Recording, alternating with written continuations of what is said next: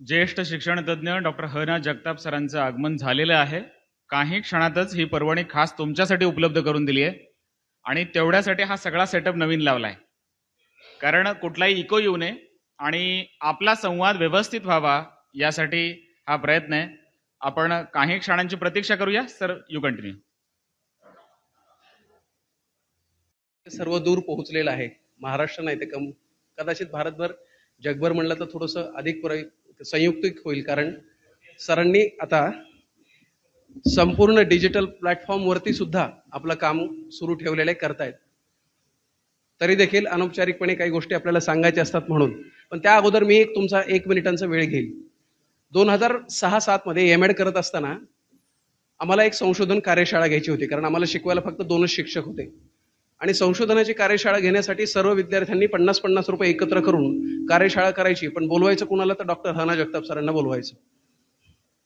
Phone करून आम्ही सरांना म्हटलं की सर, आम्ही मानधन देऊ शकत नाही, फार फार तर जाण्या येण्याचा खर्च आम्ही देऊ, एक दिवसभराची आपल्याला कार्यशाळा घ्यायला जमेल का?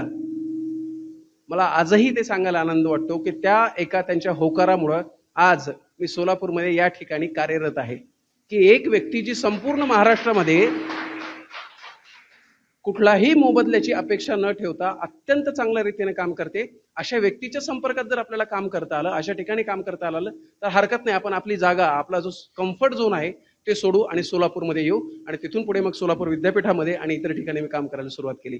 असे माझे देखील गुरुवर्य, मार्गदर्शक, बऱ्याच गोष्टींवरती ज्यावेळेस निर्णय आपल्याला घ्यायचा असतो आणि तो व्हॅलिडेट करायचा असतो अशा वेळी सांगणारे असे माझे प्राचार्य, विद्यापीठाचे डीन, मॅनेजमेंट काउन्सिलचे मेंबर आणि विविध ग्रंथांचे लेखक आणि रिटायरमेंट नंतर जेवढे त्यांनी अगोदर पुस्तक लिहिले होते त्यापेक्षा दुप्पट पुस्तक लिहिलेले असे सन्माननीय श्री ह.ना. जगताप सर यांचं या ठिकाणी एकदा जोरदार टाळ्यांच्या गजरामध्ये आपण स्वागत करूयात।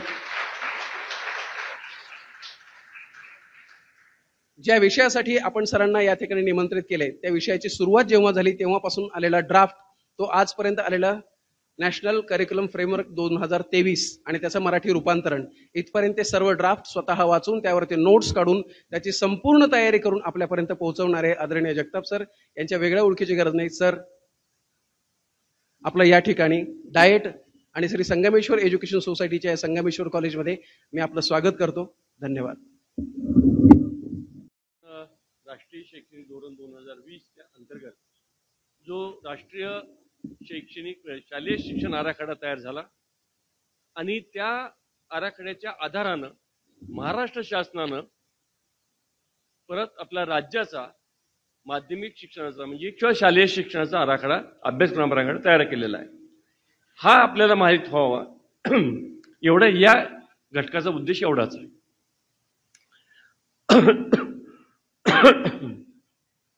पण हे होत असताना की नेमका आराखडा कधी तयार झाला, पूर्वीचा आराखडा काय होता, थोडीशी माहिती असावी म्हणून ही पहिली स्लाइड त्या ठिकाणी दाखवलेली आहे की पार्श्वभूमी त्यांनी म्हणलेला आहे।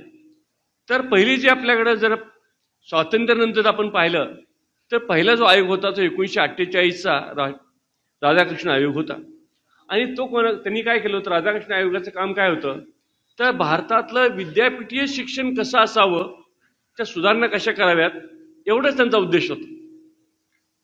नंतर 1952 साली एक आयोग नेमला, मुदलियार आयोग। त्याचं काम फक्त भारतातलं माध्यमिक शिक्षण कसं असावं एवढं सांगणारच तो आयोग होता। पण 1964-66 ला जो आयोग नेमला, कोठारी आयोग, त्या कोठारी आयोगाने मात्र अगदी प्राथमिक शिक्षणापासून ते विद्यापीठीय शिक्षणापर्यंत एकूण शिक्षण कसं असावं याचा विचार केला आणि मग 64-66 ला हा जो आयोग जो होता, जो रिपोर्ट सादर झाल्यानंतर 68 ला आपलं पहिलं धोरण जाहीर झालं। हे जाहीर झाल्यानंतर त्याची अंमलबजावणी खरंच सुरू झाली लवकर। तुम्ही सगळे 10-2-3 मधलेच विद्यार्थी आहात, पण त्या अगोदर कसं होतं पहा, प्राथमिक शाळा 7वी पर्यंत, 8वी 9वी 10वी आणि 11वी म्हणजे ज्याला आपण माध्यमिक शाळा म्हणूया, आणि कॉलेजची 4 वर्ष म्हणजे 7-4-4 असा आराखडा होता। आणि नंतर कोठारी कमिशनने काय केलं, 10+2+3 आता हा केला आणि मग हा आराखडा म्हणजे आकृतीबंध तयार झाल्यानंतर प्रत्यक्ष ज्याला आपण अभ्यासक्रमाचा जो काही आकृती बंद म्हणतो, जसं आता आपण हे करतोय तसा, तो मात्र 72 साली प्रसिद्ध झाला. इम्प्लिमेंटिंग त्याच वेळेस सुरू झाला, म्हणजे 75 सुरू झाला, इम्प्लिमेंट झाला. म्हणजे 75ला पहिली बॅच बाहेर पडली. तुम्ही कदाचित काही लोक असाल त्यातले. 10वीला 12वीला 1972ला 8वी पहिली आणि 75ला 10वी बाहेर पडली. नंतर 1986ला दुसरं राष्ट्रीय शैक्षणिक धोरण जाहीर झालं. त्यावेळेला मात्र आयोग नेमला नव्हता. आपण त्यावेळेला काय केलं होतं आपण, तर कुठल्याही तज्ज्ञांची कमिशन न नेमता संपूर्ण देशामधली जी जनता आहे त्या जनतेलाच विचारलं की तुम्हाला शिक्षणात काय बदल पाहिजे. मग ते कसं विचारलं, तर वेगवेगळ्या संघटनांच्या असतात ना, शिक्षक संघटना, प्राध्यापक संघटना, तज्ज्ञांच्या संघटना, कारखानदार संघटना, हमाल संघटना, कामगार संघटना, उद्योगपती संघटना, ह्या सगळ्यांना ते ड्राफ्ट पाठवून दिला आणि सांगितलं तुम्हाला काय पाहिजे शिक्षणामध्ये सांगा, तुमच्या अपेक्षा सांगा. आणि त्या सगळ्या सूचना एकत्रित केल्या गेल्या आणि त्याचं अनालिसिस करून 1986 धोरण तयार झालं. आणि त्याचा जो आकृतीबंध जो तयार झाला किंवा ज्याला आराखडा, तर पार अगदी 92ला नंतर आपण प्रत्यक्ष कृती आराखडा जो आहे तो 92 तयार झाला. आता हा जो काही आराखडा तयार होतो, तर हे म्हणजे 92 झाला, पुढच्यामध्ये परत दुरुस्ती होत गेली. मग पुढं काय झालं पहा, की पुढं आपण धोरण काय नंतर काय बदललं नाही, परंतु नंतर 2000ला पण असं वाटायला तज्ज्ञांना, जरी धोरण बदललं नाही तरी काहीतरी आपल्या आराखड्यात थोडासा बदल करायला पाहिजे, का अभ्यासक्रमात बदल करायला पाहिजे. मग आपण 2000ला थोडासा बदल केला आणि मोठा बदल झाला तो 2005ला. NCF 2005 आपल्याला काय म्हणायचं.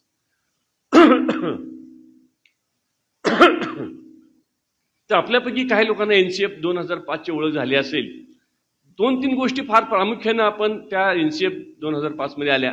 त्या कोणत्या आल्या, तर एक तर असं आलं की बहुभाषिकत्व आणि बहुसांस्कृतिकत्व जे आहे त्यांचा रिस्पेक्ट करणं हा भाग तिथं आला. म्हणून कदाचित आपल्याला माहित असेल की बालभारतीनं काही वेळेला आता वेगळ्या भाषेतून पुस्तकं लिहायला सुरुवात केली. म्हणजे वेगळ्या भाषेतून म्हणजे मराठीच्याच बोलीभाषा, म्हणजे अहिराणी असेल म्हणा, मराठवाडी असेल म्हणा, विदर्भातली थोडीशी वेगळी भाषा असेल म्हणा, किंवा अगदी काय काय ठिकाणची आदिवासी, अशा भाषेतून सगळी पुस्तकं लिहायला का, तर त्या भाषेचा थोडासा ते रिस्पेक्ट करायला सुरुवात केली. कारण त्या NCF 2005 मध्ये सुचवलं होतं. नंतर दुसरा जो त्याच्या पुढचा आराखडा आला तो 2009ला. तो आला NCFT, म्हणजे टीचर एज्युकेशनचा, ज्याला आपण NCTE म्हणता तुम्ही ना, म्हणजे टीचर एज्युकेशनचा कसा आकृतीबंध असावा तो या ठिकाणी 2009 साली आला. आणि मग तो जो NCFT आला, म्हणजे अभ्यासक्रम, बीएडचा अभ्यासक्रम कसा असावा, डीएड कसा असावा, मग ते डीएड नाही DLED करायचं का वगैरे वगैरे कसं, हा सगळा प्रकार त्या ठिकाणी झाला. आता हे सगळं करत असताना हे कशासाठी आपण करतो, त्यातनं महत्वाची सूत्र काय, तर पुढच्या स्लाइड आहे जरा, जाऊ दे पुढच्या स्लाइड. आता हे सगळे जाऊ दे पुढे, 1 मिनिट. आता हा जो भाग आहे हे फक्त तेच आहे, बाकी काहीच नाही. ह्या स्लाइडमध्ये फक्त काय दिलं आपण, की 1968ला धोरण तयार झालं, त्याचा आराखडा, 1986चा जो आहे त्याचा आराखडा, 2005चा, 2009चा, हे 4 तुमचे आराखडे दिले. त्यात काही फार विशेष महत्वाची गोष्ट नाहीये. आता आपल्याला काय लक्षात घ्या, आपण आपल्याला काय पोचवायचं आहे, बाकीच्या गोष्टी फालतू गोष्टी तर फार नका लक्षात ठेवू. आपल्या शिक्षकांना काय पोचवायचं हे लक्षात ठेवा. आता हे जे आराखडे आहेत हे पुढे घ्यायचं. एक मिनिट. हा एक प्रश्न तुम्हाला विचारलेला आहे, लक्षात. हा काय आराखड्याचा भाग नाही, तुम्हाला गंमत म्हणून प्रश्न विचारलेला आहे. ह्या ज्या स्लाइड तयार केल्यात ना, या SCRT तयार केलेत, लक्षात घ्या.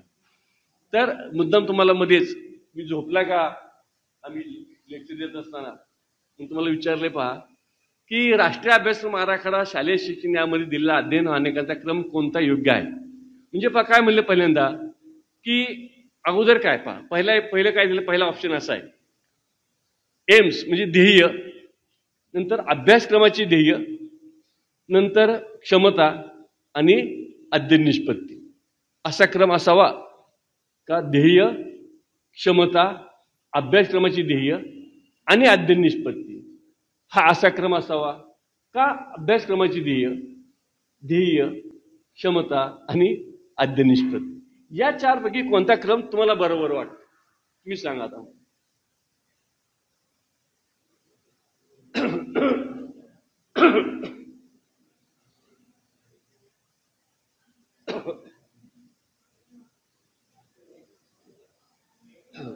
शेजाऱ्याला सांगू नका, मलाच सांगा.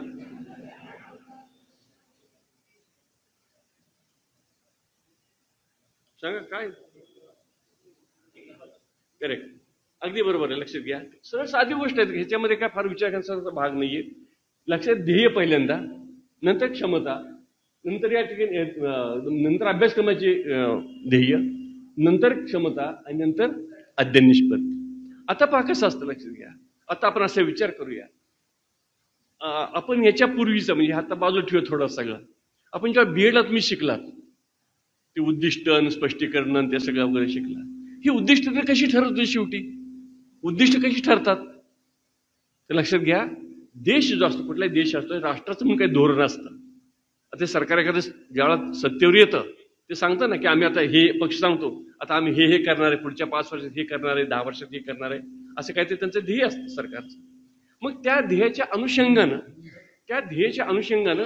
जे वेगवेगळे विभाग असतात ना मंत्रालयांचे, जे उद्योग विभाग, काय व्यवसाय, शिक्षण विभाग म्हणा, आणखी काय व्यवसाय, प्रत्येक विभागाला काही काम सोपून दिलेलं असतं.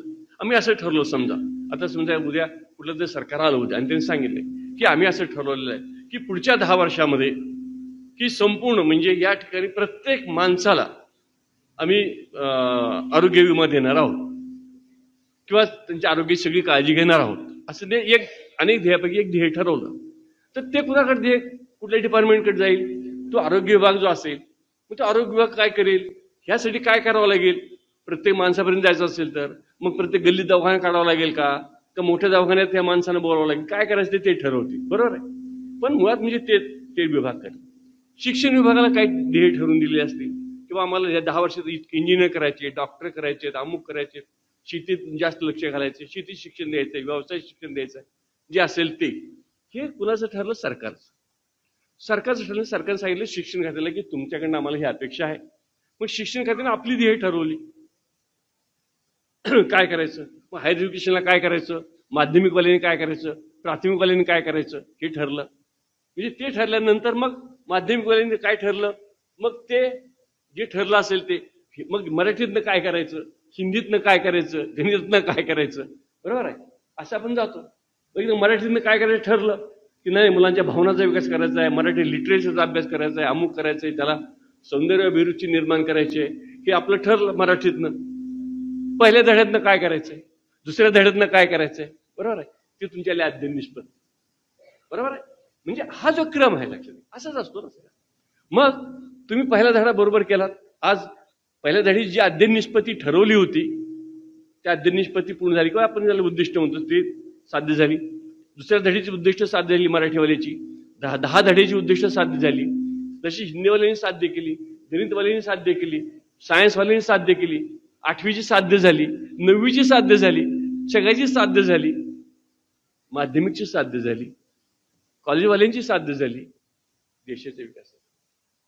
म्हणजे मी ज्या वर्गात ज्यावेळेला अध्यापन करतोय ना, तो देशाच्या विकासाचा एक घटक असतो. म्हणून मी देशाच्या विकासाचे हक्कदार आपण आहोत हे लक्षात घ्या सगळ्यांनी. मी आपण काय वेगळं फार मोठं समाजकार्य करायला पाहिजे असं काही नाही. मी जे करतो प्रामाणिकपणे मी करणं, मला जे सोपवलेलं काम हे सुद्धा प्रामाणिकपणे करणं, हे सुद्धा राष्ट्रीय कार्यच आहे, राष्ट्र विकासाचंच काम आहे. काही वेगळं करायचं काही कारण नाही, हे विकासाचं काम आहे. ठीक आहे, चला नेक्स्ट पुढे नेक्स्ट. आता हा आकृतीबंध पहा. आता हा जो आकृतीबंध आहे, या शैक्षणिक धोरणाचं वैशिष्ट्य असं आहे पहा. मी मग अशी म्हणलं तुम्हाला की कोठारी कमिशननं आकृतीबंध बदलला. 1986च्या धोरणामध्ये आकृतीबंध बदलला नाही, म्हणजे तोच ठेवला, 10-2-3च ठेवला.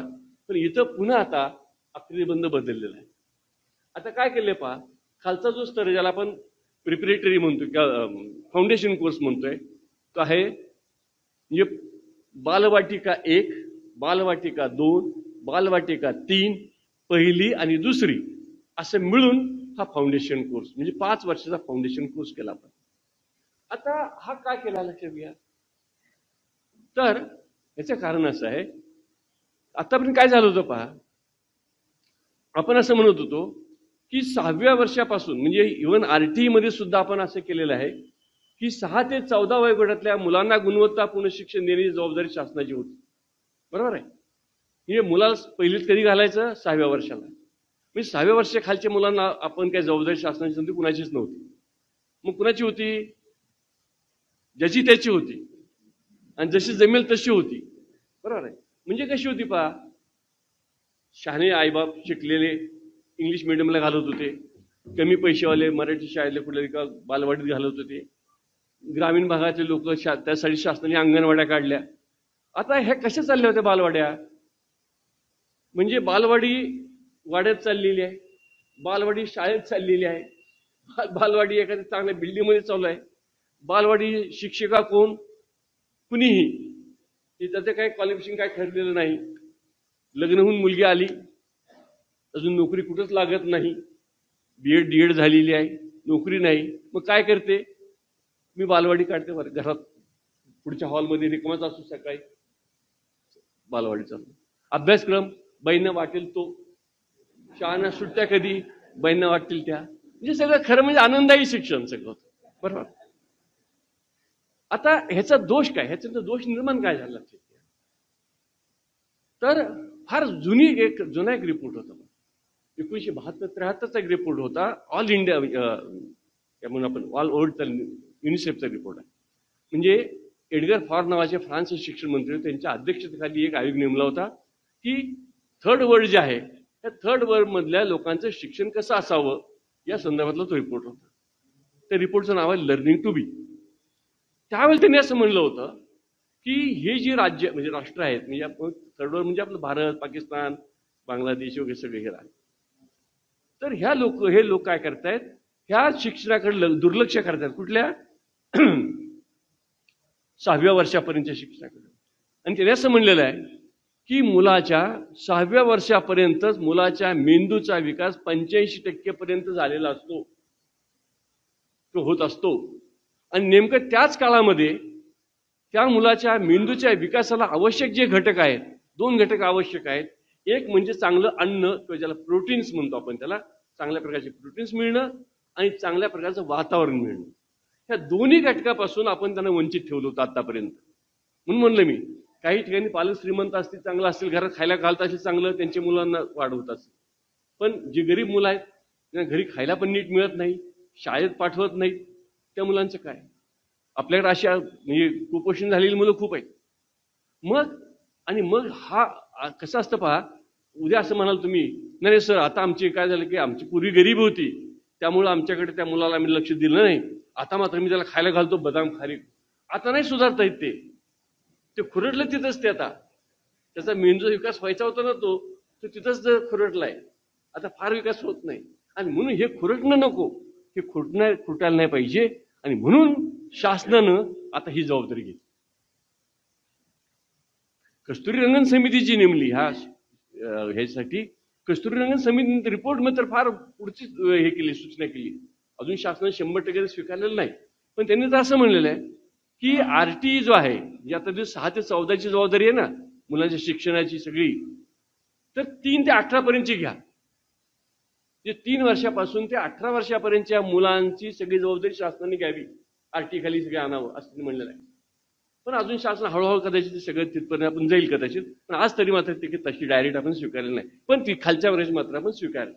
मग आता काय केलं यासाठी शासनानं? आता काय केलेलं आहे?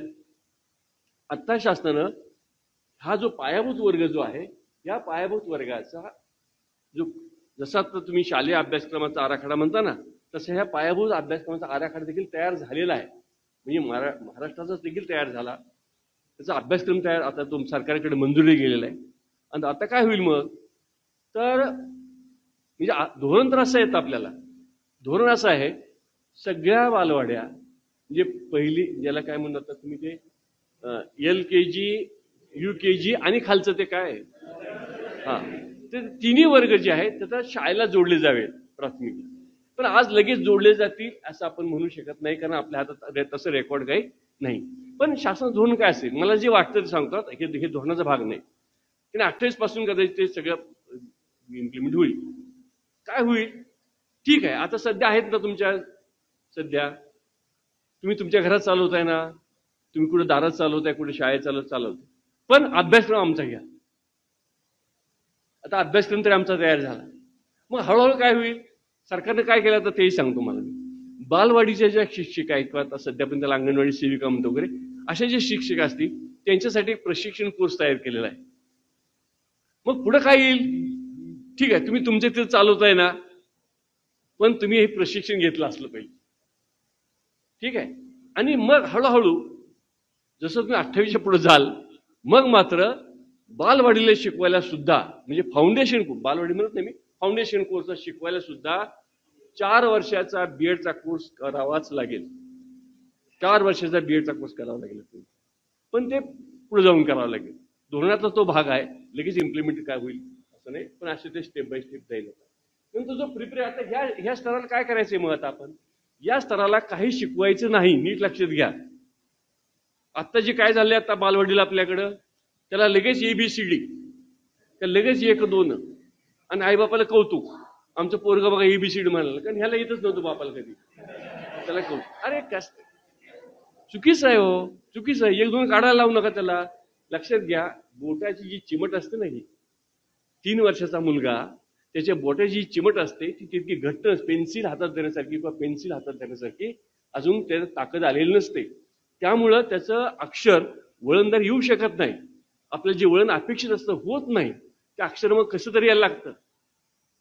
हे चूक आहे. हे सगळं करायचं नसतं. पण काय होतं, पालकांचा हट्ट असतो. म्हणजे बाई काय करणार बिचारी, शिकव. आता असं नाही करायचं आपल्याला. या स्तरामध्ये फार म्हणजे पहिली 3 वर्ष फक्त खेळणे, नाट्य, संगीत, म्युझिक, गप्पा गोष्टी, थोडक्यात त्याचं सोशल डेव्हलपमेंट करणं.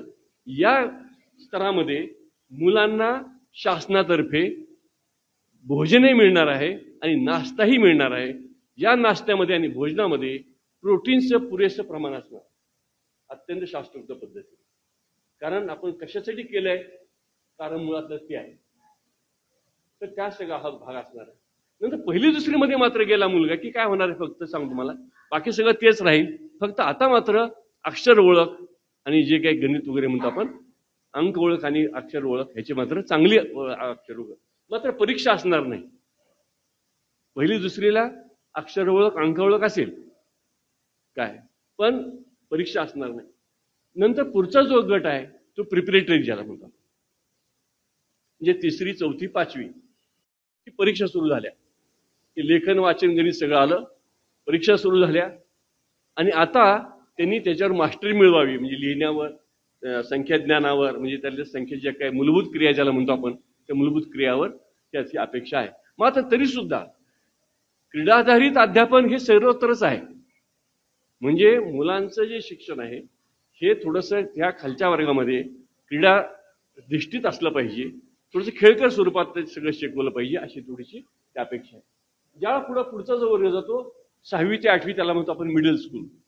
तो 6वीला मुलगा आला की आता इथं काय होणार आहे माहितीये का, इथं आता विषयावर शिक्षक येणार आहेत. त्याला आतापर्यंत विषयावर शिक्षक नव्हते, आता विषयावर शिक्षक येतील 6वीला. त्याचबरोबर आता मुलाला आणखी वेगळी भाषा शिकावी लागते. आतापर्यंत फक्त मातृभाषा शिकत होता किंवा कुठली तरी भाषा शिकत होता, पण आता त्याला आणखी एक भाषा शिकावी लागणार आहे. मग तो कुठलीही भाषा ज्या शिकेल, म्हणजे समजा मराठी माध्यमाचा विद्यार्थी अशी कल्पना करतो, मराठीने शिकलाय, मग तो हिंदी घेईल, कोणी इंग्रजी घेईल किंवा आणखी कुठलं शिकेल. दुसरं म्हणलं मला कुठली भारतीय भाषा शिकेल तो, असं तो शिकू शकणार आहे. म्हणजे त्या ठिकाणी भाषेचं त्याला एक वाढणार आहे. आणखी एक गोष्ट वाढणार आहे ती म्हणजे व्यवसाय शिक्षण सुरू झालं. तिथे ह्याच्यामध्ये व्यवसाय शिक्षण सुरू होतं.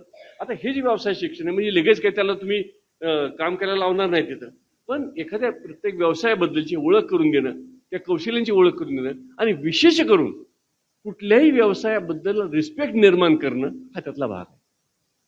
म्हणजे फार मोठा अगदी लगेच त्याला कामाला लावायचं नाही आपल्याला, पण व्यवसायाबद्दल रिस्पेक्ट निर्माण करणं भाग आहे. मी जरा नंतर तुम्हाला डिटेल्स सांगितले पुढचे. नंतर पुढचा जो गट आहे 9वी 10वी 11वी 12वी हा माध्यमिकचा वर्ग. सगळ्यांच्या लोकांची शंका जास्त आता इथंच आहे, कारण सगळे तुम्ही लोक सुद्धा त्याच लोकांची ट्रेनिंग आहे इथं. काही लोकांना असं वाटायला सर आता आमचं काय होणार, कारण काय झालं आपल्याकडे सध्या 11वी 12वीचे वर्ग जे आहेत काही ठिकाणी कॉलेज जोडलेले आहेत, काही ठिकाणी हायस्कूलला जोडले आहेत, काही ठिकाणी स्वतंत्रच आहे. म्हणजे खऱ्या अर्थानं स्वातंत्र्य उपभोगतो आपण सध्या तिथं. आता धोरण म्हणून काय आहे, धोरण म्हणून हे हायस्कूलकडे असावं, हायस्कूल जोडलं असावं, पण काही लगेच चेंज व्हायचं काही कारण नाही आणि गरजही नाही. कारण अभ्यासक्रमाची रचना जेव्हा मी तुम्हाला विषयाची मांडणी सांगितली तेव्हा लक्षात येईल तुमच्या काही फरक पडणार नाही. अभ्यासक्रमाची रचना अशी केलेली आहे की समजा हे वर्ग कॉलेज जोडले असले काय किंवा हायस्कूल जोडले त्यामुळे काही फरक पडत नाही. आता ह्या ठिकाणी आणखी काय होते पहा, 9वी-10वीला ते असं म्हणलेलं आहे. आता केंद्रीय जो अभ्यासक्रमाचा आराखडा आहे त्याच्यामध्ये त्यांनी काय म्हणलेलं आहे, 9वी, 10वी, 11वी, 12वीला सेमिस्टर सिस्टीम अवलंबावी. पण असं म्हणलंय 9वी, 10वीला कंपल्सरी नाही, राज्य शासनाने निर्णय घ्यायचा आहे. 11वी, 12वीला मात्र कंपल्सरी असावी असं त्यांनी अपेक्षा ठेवलेली आहे. महाराष्ट्र शासनानं याच्याबाबतचा असा निर्णय घेतलेला अजून नाही. म्हणजे आम्ही सेमिस्टर 9वी, 10वीला ठेवणार आहे किंवा नाही किंवा 11वीला ठेवणार आहे त्याचा निर्णय झालेला नाही. अभ्यासक्रमात विषय कोणते असावेत याचा निर्णय झालेला आपल्याकडे तुम्हाला जे मटेरियल मिळेल त्या मटेरियलमध्ये तुम्हाला ते पाहायला मिळेल कोणते विषय आहेत ते. तर या ठिकाणी जे आहे या 9वी, 10वी, 11वी, 12वी इथं सुद्धा हा व्यवसाय शिक्षणाचा जो भाग आहे असा हळूहळू अपग्रेड होत जाणारच आहे. म्हणजे खाली फक्त ओळखच होती, इथं आता त्याला थोडंसं आणखी व्यवस्था विशिष्ट व्यवसायाच्या शिक्षणाबाबतीतलं आणखी अधिकचं ज्ञान मिळेल. आणि आता त्याला 9वीत आल्यानंतर सगळ्यात महत्वाची गोष्ट काय असेल त्या 9वी, 10वीच्या टप्प्यामध्ये पहा, त्या मुलांनी आता ठरवायचंच आहे की मला कशात आवड आहे, माझी खरी आवड कशात आहे की माझा कशात इंटरेस्ट आहे हे त्याला आता ठरवावं लागणार आहे. का तर त्यानुसार त्याला पुढे 11वी, 12वी विषय घ्यायचे. कारण आता 11वी, 12वी विषय पूर्वी कसं होतं आपण आर्ट्सला जात होतो, सायन्सला जात होतो, आता तसं नाहीये. ते गट दिले त्या गटातून विषय निवडायचे. मग त्या गटातून विषय निवडायचे असतील तर ते अगोदरच ठरवावं लागेल आपल्याला की आपला कल कुणीकडे आहे आणि त्याला मग शिक्षणाने मदत करायची आहे त्या मुलाला, किंवा तू सायन्सकडे जाणार तुला जास्त बरं आहे का आर्ट्सकडे जाणार बरं आहे वगैरे वगैरे. आता हा जो काय मग बोर्डाच्या परीक्षा होणार का, मध्ये पेपर आलं बोर्डाच्या परीक्षा बंद होणार, कुणी सांगितलं? कुठे वाचलं नाही मी, कुठेही वाचलं नाही, कुणी लिहित आहे. आणि मला आश्चर्य वाटलं, तुम्हाला आश्चर्य वाटेल, म्हणजे 486 पानाचा कस्तुरंगन समितीचा रिपोर्ट माझ्याकडे आहे, घरी आहे.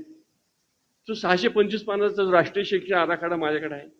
शिक्षकाचं CPD म्हणून 50 तास ते सगळं माझ्याकडे आहे आणि सगळं वाचलं मी. कुठेही एक ओळीने लिहिलं नाही कुठेही हे बंद होणार आहे म्हणून. उलट असं म्हणलंय ती परीक्षा 2दा होती म्हणून, म्हणजे ऑक्टोबर म्हणजे असंच होईल ते पुढे कोरोना परीक्षा. त्यामुळे तसं काय म्हणलं. मात्र परीक्षेमध्ये काय बदल होईल त्याने म्हणलं, म्हणजे अपेक्षा केलेली आहे की परीक्षा जी घ्यायची आहे ती कंटेंट नॉलेजवर फार घेऊ नका तुम्ही, कंटेंट नॉलेजवर घेऊ नका. तर तुम्ही काय करा, ॲबिलिटी टेस्टिंगवर परीक्षा घेणार. आजचा पेपर तुम्ही बघितला असेल मराठीचा, फार मला आता मला माहित नाही पण मी आता व्हॉट्सअपला बघितलं ते एक प्रश्न विचारला. प्र. सोनकांबळेंची कविता आहे, प्र. सोनकांबळेंच्या पायात किती काटे टोचले, 51, 52, 53, 54. हा मराठीतला प्रश्न आहे. बरं मला माहित जास्त मराठी त्यांना माहित असेल ना, आहे ना प्रश्न. अरे पण मराठीतला प्रश्न असतो का हा? 51, 52 हे का प्रश्न नाही का? उत्तर तुम्ही वाचून काय ते लक्षात ठेवायला सांगितलं. अरे त्याची शैली विचारा, सोनकांबळेंचं वैशिष्ट्य विचारा, त्यांचं काय जीवन विचारा, त्यांची फिलॉसॉफी विचारा. 12वीला 4थी 5वीला म्हणलं ठीक आहे काटे कुठे 10 वाजता मामा किती आले, गावाला कुठे गेले, हे काय 12वीला प्रश्न विचारता तुम्ही? हे काय चाललंय? हे असले प्रश्न आता असणार, ही अपेक्षाच नाही. तर मूल्यमापनामध्ये हा फरक करणार चालला पुढे. आता या ठिकाणी पहा, या ह्याच्यामध्ये ह्या आराखड्यामध्ये काय आहेत लक्षात घ्या. ह्याच्यावर एकूण सगळा आराखडा जो आहे कशावर बेतलेला आहे असं आपण म्हणतो. त्याचा दृष्टिकोन काय आहे, मग अशी मी तुम्हाला सांगितलं की हा सगळा दृष्टिकोन जो आहे 2-3 गोष्टी फार महत्वाच्या लक्षात घ्या. की हा आपला जो अभ्यासक्रम जसं तुम्हाला मला वाटतं लेक्चर झाला असेल पहिल्यांदाच राष्ट्रीय शैक्षणिक धोरणाचंच पहिल्यांदा, म्हणजे ते सगळा भाग तो आहेच. ती दृष्टी तुमची की सगळ्यांना समान सर्वांना शिक्षण, परवडणारं शिक्षण वगैरे वगैरे सगळं तो सगळा दृष्टिकोन आहे. आता आंतरसमवाय क्षेत्र म्हणजे काय पहा, की त्या अभ्यासक्रमात काय केलेलं आहे, अशा काही गोष्टी की त्या सगळीकडे असणार आहे. जसं आपण पूर्वी मूल्य शिक्षण ज्यावेळा आलं त्यावेळेला मग असं एक सुरुवातीला काय झालं त्याचा एक वेगळा तास ठेवला गेला. नंतर असं ठरलं की असं नाही करायचं, तर मूल्य शिक्षण या प्रत्येक विषयातूनच आपण आता ते रुजवायचं असं ठरलं. तसं आता हे आंतरसमवाय क्षेत्र म्हणून जे आहेत ना ती काही क्षेत्र काढलेली आहेत.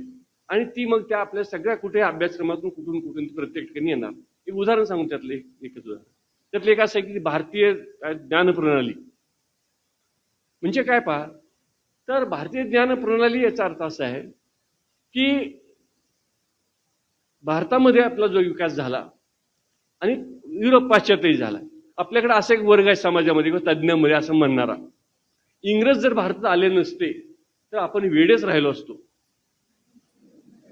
इंग्रजामुळेच आपण सुधारलो असं म्हणणारा एक वर्ग आहे.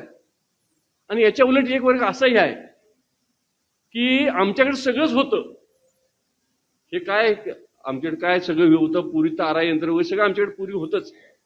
कुठल्याच पुराणात काय सांगायची गोष्ट आहे ती बघा, त्यात होतं का नाही पूर्वी. म्हणजे ते पूर्वी वैकुंठालाही गेले, तुकाराम महाराज वैकुंठाला गेले, बघा विमान होतं आमच्याकडे, होतंच विमान, असं म्हणणं वेडा वर्ग आहे. तर हे दोन्ही वेडे वर्ग आहेत. ह्या दोन्ही वेड्या वर्गाला आपण बाजूला ठेवायचं, त्या दोन्ही वेड्या वर्गाला बाजूला ठेवायचं आणि काय करायचं आहे, भारताबद्दल अभिमान वाटला आणि भारतीयत्वाबद्दल अभिमान वाटायचा असेल तर फालतू गोष्टीबद्दल नको मला अभिमान, कुठल्या खुळसट गोष्टी मला अभिमान कशाचा पाहिजे की आमच्याकडे सुद्धा ज्ञान प्रणाली होती किंवा विकसित झाली आहे.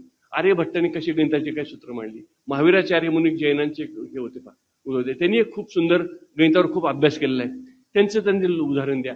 म्हणजे केवळ पाश्चात्य लोकांनीच फक्त आम्हाला शिकवलं असं नाही, आमच्याकडे सुद्धा हे लोकांनी अभ्यास केलेला आहे. मी स्वतः सांगतो, मी सुद्धा अत्यंत वाईट पद्धतीने शिकवलेलं आहे. काय शिकवलं मी संपूर्ण आयुष्यामध्ये सायकोलॉजी किंवा बरेच विषय शिकवले, बीएडमध्ये सारखं शिकवायचो. थॉर्नडायक काय म्हणाला, पावलॉव काय म्हणाला, स्किनर काय म्हणतो, वॉटसन काय म्हणतो, आमचं कुणीच काय नाही. मी आमच्या कुणाचंही नाव घेतलेलं नाही, भारतातले एकाही माणसाचं नाव घेतलेलं नाही. कुणी ऋषीमुनी म्हणले का नाही आमच्याकडं व्यक्तिमत्व विकास असा होतो असं म्हणलं का नाही कुणी, आमच्याकडे व्यक्तिमत्व होतं का नाही, लोकांना काही झालं का नाही व्यक्तिमत्व विकास, मी काही सांगितलं नाही. आम्ही असं शिकवलं, बरोबर, तुम्ही तसे शिकलात सगळेजण, तर हे चूक आहे. मग आता आम्हाला असं विचार करायचा की आमच्याकडे कुणी काही बोललं का नाही याच्यावर, भारतामध्ये काही विचार झाला काय, मनाचा विचार झाला का नाही, भारतामध्ये आत्म्याचा विचार झालाय का नाही, अध्यात्माचा विचार झालेला आहे का नाही, व्यक्तिमत्व विकासाचा विचार झालेला आहे का नाही, अध्ययनाचा विचार झालेला आहे का नाही. बळजबरीनं आणू नका आमच्याकडे होताच म्हणून.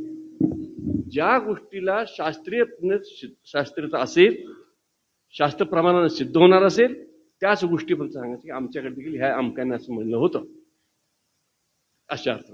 जसं आता आपण म्हणतो की पर्यावरणाच्या बाबतीत, आता तुम्ही आता काय म्हणता, पर्यावरणाबद्दल आपण बोलतो, अमुक हे म्हणला ते अमके कुठलं शास्त्रज्ञ काय म्हणतो, मग आपल्याकडे पण साधू संतांनी काय म्हणलेले वाक्य, बरोबर आहे. म्हणजे काय वनचर्या आम्हाला सगळे सोयरे काय, हा जो काय भाग आहे, हा जो भाग आहे, मग हे आम्ही उल्लेख करणार का नाही, हा का करू नये बरं, हा केला पाहिजे. आपण भारतीय संस्कृतीबद्दल सुद्धा कसं वाटलं पाहिजे, लक्षात घ्या की सगळी त्यांची संस्कृती, तेच लोक शहाणे आणि आम्ही मूर्ख आहोत.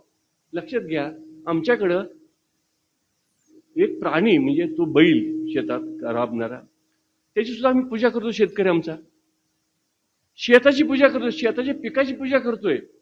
शेताची कापणी करायची असेल तर तो अगोदर पूजा करून मग कापणी करायला सुरुवात करतो. हा जो दृष्टिकोन आहे म्हणजे जगण्याचा किंवा पाहण्याचा निसर्गाकडे किंवा कुठल्याही गोष्टीकडे, हे केवढा उदात्त विचार लक्षात घ्या. हे सांगणार का नाही तुम्ही, अभिमान वाटणारी गोष्ट आहे, कुठं आहे का दुसरीकडे कुठं. इतकं कृतज्ञता व्यक्त करण्याचा जो भाग आहे, माणसाबद्दलच नव्हे पशुबद्दल सुद्धा आम्ही कृतज्ञता व्यक्त केली, निर्जीव वस्तूबद्दल कृतज्ञता व्यक्त करतोय आम्ही, ही गोष्ट देखील आपल्याला सांगायची. अशा अर्थानं ज्ञान प्रणाली, मग आयुर्वेद असेल म्हणा, गणित असेल म्हणा, विज्ञानामध्ये असेल म्हणा, कुठले जे त्या विषयात नाही, सगळे कुठल्याही विषयात नाही ते सगळे येणार आहे. असे वेगवेगळे विषय आहेत. जर सायंटिफिक टेम्पर हा एक भाग आहे. आतापर्यंत कसं होतं आपल्याकडं की वैज्ञानिक दृष्टिकोन किंवा चिकित्सक विचार हाच गोष्ट होतं आपल्याकडं, ते म्हणजे गणितवाल्याचं काम आहे, म्हणजे किंवा त्या विज्ञानवाल्याचं काम आहे. म्हणजे सायंटिफिक ऍक्टिव्हिटी कुठं, ते सायन्सच्या टीचरचं काम आपलं नाहीच. म्हणजे सायन्सचा टीचर पण असा भारी असतो की त्याचा तास संपला की माझा काय संबंध नाही, आता मी सत्यनारायणची पूजा करायला चाललो, असं नाही चालणार. सायंटिफिक टेम्पर, हा टेम्परचा अर्थ असा आहे तुमचा स्वभाव बनला पाहिजे. सायंटिफिक तुमचा स्वभाव बनला पाहिजे. तुम्ही इतिहासाचे आहात का, भूगोलाचे आहात का, मराठीचे काय, हिंदीचा काय संबंध नाही. तुम्ही कोणतेही विधान करताना त्याला काय शास्त्रीय आधार आहे का, त्याला काय शास्त्रीय रिझनिंग आहे का, त्याला तर्क आहे का काही, तरच विधान करायचं आहे. मग तू मराठीत असो, ते इतिहास असो, भूगोल असो. ते त्याचं काम नाही, फक्त आपलं पण काम आहे लक्षात घ्या. अशा अर्थानं मग ते मी मला की अशा अर्थानं ते आंतरसमवाय क्षेत्र म्हणलं ना, तर असे काही क्षेत्र आहे की सगळीकडनं ते ह्याच्यामध्ये येते. तर शालेय विषयाचे सगळे विषय जे आहेत तो काही भाग नाही. सहाय्यभूत प्रणाली म्हणजे शिक्षणाला मदत करणाऱ्या ज्या गोष्टी आहेत, शैक्षणिक साधनं असतील, शाळेत ज्या सुविधा असतील, सगळ्या लॅबोरेटरीज अमुक तमुक त्या कशा असाव्यात त्याचा उल्लेख आहे. म्हणजे शालेय संस्कृती शालेय प्रक्रिया पुढे मी त्याला डिटेल सांगेन तुम्हाला की शालेय संस्कृती आणि शालेय जो काही भाग आहे हे पण मी सांगतो तुम्हाला. की कसं असतं पहा की जसं तुम्ही कॉलेजमध्ये कधी किंवा पेपरला वाचला असेल किंवा तुम्ही कोणी मित्र असाल, हल्ली आता व्हिजन मिशन वगैरे असतं त्या नॅकसाठी. आता शाळेसाठी सुद्धा येणार आहे पहा. शाळा सिद्धीत काही लोकांना माहित झालं असेल ते काही वेळा, तर शाळेला देखील काही व्हिजन असावं लागतं. म्हणजे समजा माझी एक शाळा अशी कल्पना करा आपण, 10वी पर्यंतची माझी शाळा आहे.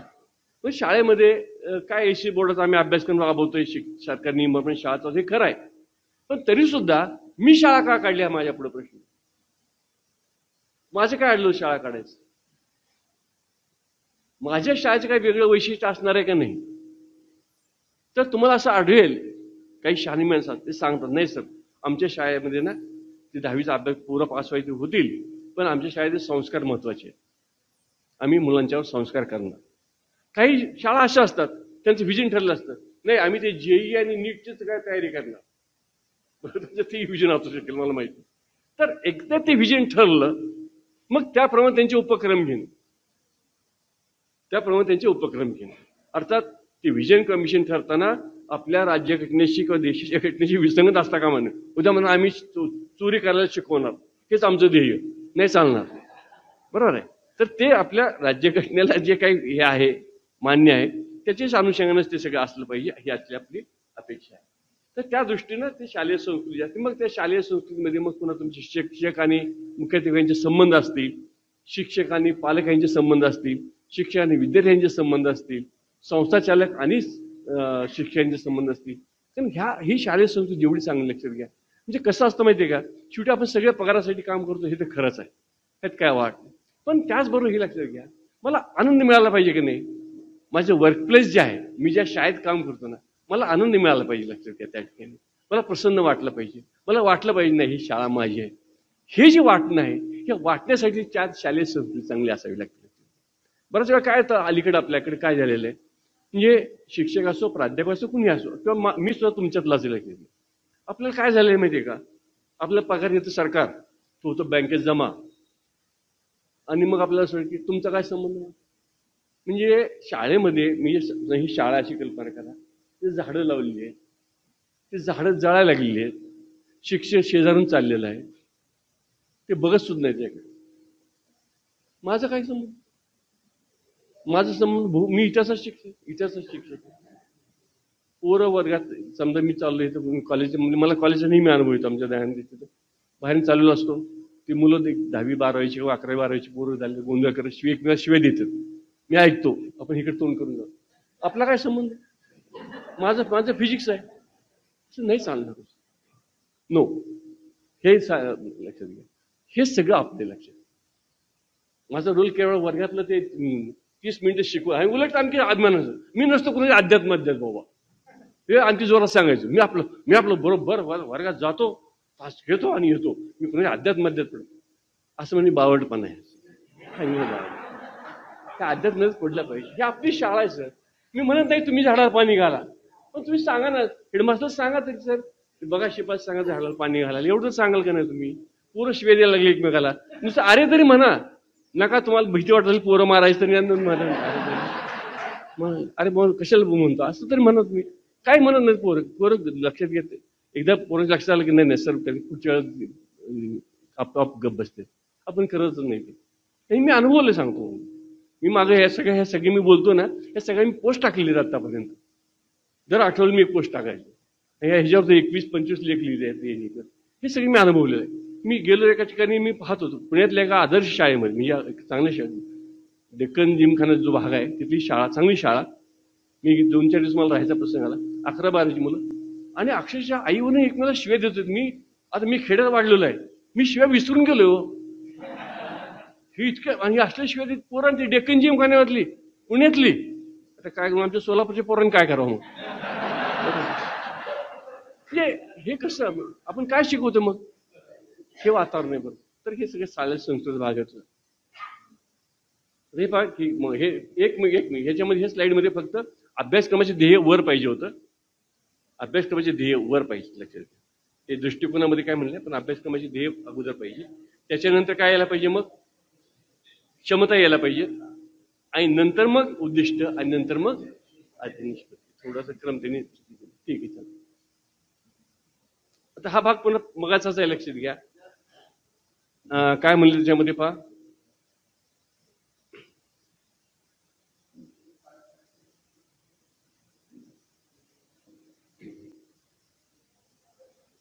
एम्स ऑफ एज्युकेशन आहे ना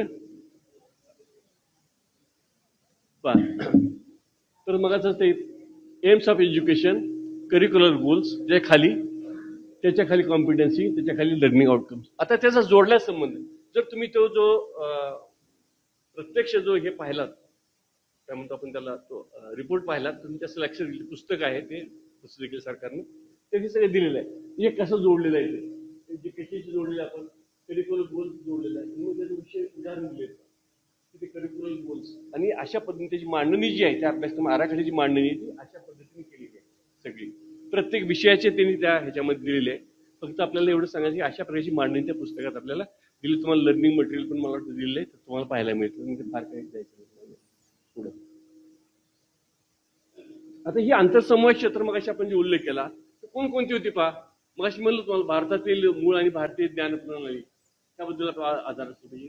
नंतर मूल्य आणि स्वभाववृत्ती. आता ही जी मूल्य आहेत पुन्हा मी वेगळे सांगत नाही आपल्याला माहिती आहे मग अशी मूल्य तुम्हाला की मूल्य मग कुठलेही विषय असो भूगोल असो गणित असो मराठी असो म्हणजे मूल्य म्हणजे पूर्वी आम्ही काय करायचो माहिती आहे का शाळेमध्ये की गणितवाल्यांनी आणि गणित सायन्स आणि इंग्रजी यांचे शिक्षक आहेत ना आमच्या कॉलर ताट असायच्या. आमचा असल्या गोष्टी हे आमचा काही संबंध नाही. ते मूल्य फिल्य म्हणजे ते मराठीवाले हिंदीवाले हे चुकीचे लक्षात घ्या. हे सगळ्यात नाही येणार आहे. हे मुळाशी म्हणून तुम्हाला हे आंतरसमूह क्षेत्र आहे त्यामुळे सगळ्यात मिळतं. नंतर पर्यावरणाबद्दल शिकणं आणि त्याची काळजी घेणं. पर्यावरण सुद्धा आता सगळ्याला तुम्हाला माहिती आहे. आता पर्यावरणाबद्दल पुन्हा मी सगळं सांगायला नको तुम्हाला की पर्यावरणाच्या बाबतीत सुद्धा प्रत्येक ठिकाणी म्हणजे प्रत्येक विषयामधून सांगत असताना एवढंच नाही प्रत्येक कृती करत असताना सुद्धा ह्या कृतीचा संबंध पर्यावरणाची कसा आहे. उदाहरण सांगतो मला की आपण काय करतो पहा एसी लावल्यामुळं काय होतंय हे मला सांगितलं गेलं पाहिजे. एसी लावल्यामुळं तुला थंड वाटलं खरं पण तुम्ही किती कार्बन उत्सर्जन केलेलं आहे त्याचा किती परिणाम होत आहे. तुम्ही ज्या आज आपल्याला प्रगती दिसते बाहेर त्या कार इतक्या मोटारी बाहेर यायला लागल्या बाजारात किती कार्बन उत्सर्जन होत आहे. मग सार्वजनिक सेवा सुधारणं चांगलं नाही का. आपण सायकल नाही समजा आला पण कमीत कमी जिथं जिथं शक्य आहे तिथं सार्वजनिक सेवाचाच लाभ घेणं कमी म्हणजे एक साधं सूत्र सांगतो मला. साधं सूत्रात सांगितलं जातं पहा माणसानं गरजेप्रमाणे जगावं इच्छेप्रमाणे जगू नये. हे सोपं आहे. म्हणजे हे झालं ना तर मग आपल्या गरज आता आपलं मान की खायला किती लागतं आपल्याला फार कमी लागतं खायला लागतं पण आपले चवणे फार म्हणतो नाही बरोबर हे पाहिजे ते पाहिजे आज तसं हे भाग. आता काय थोडं सहन करा ना काय.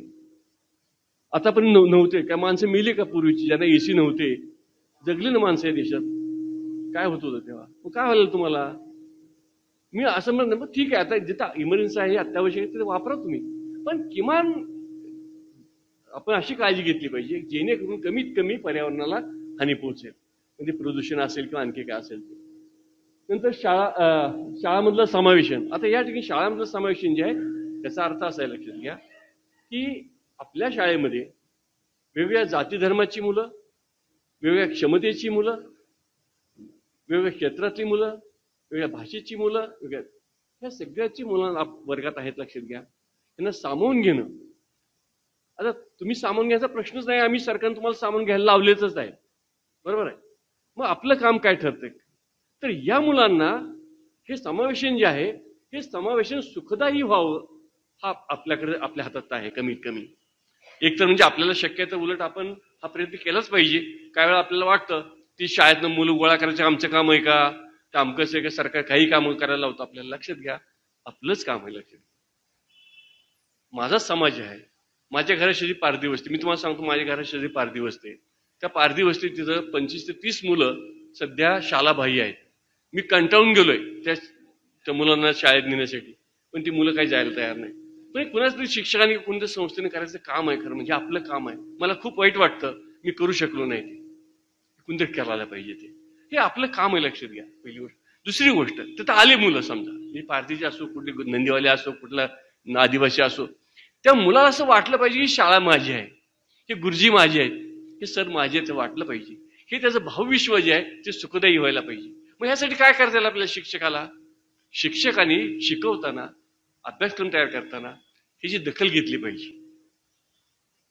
आपण उदाहरण देताना सुद्धा काय करतो बऱ्याच वेळा माहितीये का, आपण एक समजा अशी कल्पना मध्यमवर्गीय असतो, आपण आपल्या पुढे जे काय उदाहरण असतं ते आपण देतो, पण तो जो मुलगा आहे तो आदिवासी मुलगा आहे, त्यांनी पाहिलंच नाही ती गोष्ट आणि तुम्ही त्याला सांगता. एक अगदी मी तुम्हाला क्लासिक उदाहरण देतो, फार जुने काळ आहे तो.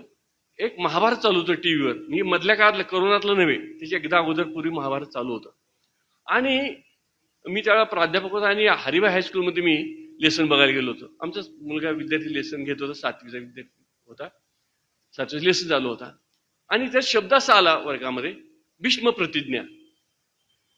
शब्द काहीतरी शिकवतो भीष्म प्रतिज्ञा.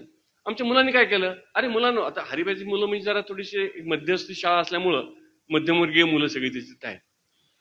तर मुलांना तुम्हाला भीष्म ते महाभारत बघितलं ना तुम्ही, महाभारत भीष्म, हो सर सगळे गुरुजी गेले पुढं, म्हणजे मुलांना भीष्म प्रतिज्ञा माहीत आहे असं समजून गेले पुढं. वर्गात 4-5 मुलं अशी होती जी सेटलमेंट मधली होती. ऐका, त्यांनी खरोखरच महाभारत बघितलं, टीव्हीच नव्हते काहींच्या लोकांच्या घरात, टीव्ही नव्हते, महाभारत बघितलेलं नव्हतं. ते आपल्या इकडे तिकडे तोंड करून बघितलं. कारण मला कसं कळलं, कारण आम्ही ऑब्झर्वेशन करताना मागं बसतो ना, ती मुलं मागच बसली असते, बरोबर आहे, त्यांना काहीच कळलं नाही. आमच्या गुरुजी पुढं, त्या मुलाला कसं वाटेल हे माझं आहे, हे जे शिकवतात हे माझे गुरुजी आहेत, हे शिकवणं माझं आहे, हे जग माझं आहे. हे जे जग माझं वाटायचं असेल तर त्याच्या ओळखीचे काही उदाहरणं, त्याच्या ओळखीचे प्रसंग हे दिले पाहिजेत ना आपण. कसं चालेल तुम्हाला? तर यासाठी समावेशन म्हणजे नुसतं काय आता अनुकोमनं नव्हे, तर अशार्थानं समावेशन करणं.